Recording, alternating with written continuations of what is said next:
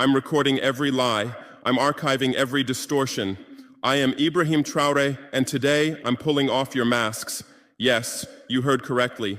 I, whom you call a young military junta leader, whom you brand as a dangerous radical, whom you serve up as an anti-Western dictator, am now telling you the truth. And this time you cannot turn off your microphones. This time you cannot turn away your cameras. This time your editors cannot cut this speech, because the world you monopolize no longer exists, because millions will hear these words now, without passing through your filters, without being subjected to your distortions, without being muddied by your lies. I am 34 years old. Every day of my life, I grew up with your lies. As a child, I would watch Africa on television. Always the same images: children with flies, dry lands, weapons, death. This is Africa, they told us. This is what Africa is. And we believed it. We were ashamed of ourselves. We were ashamed of our own lands, of our own people. But then I grew up. I read, I researched, I questioned, and I understood that the Africa you showed us wasn't real. The story you told us was a lie. The fate you imposed on us was a script you had written. For years, how have you portrayed Africa? How have you shown it? How have you sold it to your viewers? As if we were creatures who had no share of humanity, as if we were savages left outside of civilization, as if we were wretches waiting for you to save us. Every day, every hour, every minute, the same story plays on your screens. Hunger, war, disease, corruption, terror, chaos. These are the words that come to mind when Africa is mentioned.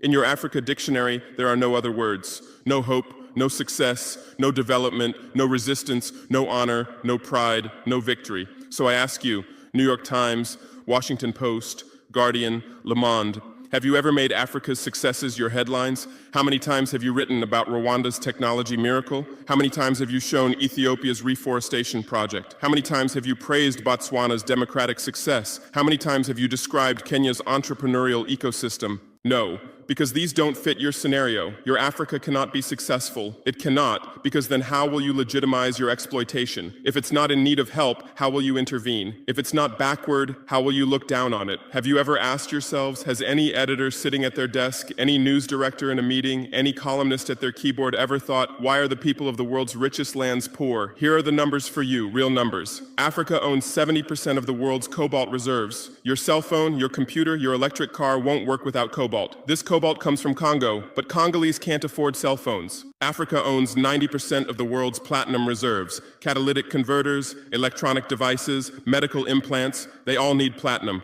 This platinum comes from South Africa, but South Africans are crushed by unemployment. Africa provides 30% of the world's gold production. Mali, Burkina Faso, Ghana, Tanzania.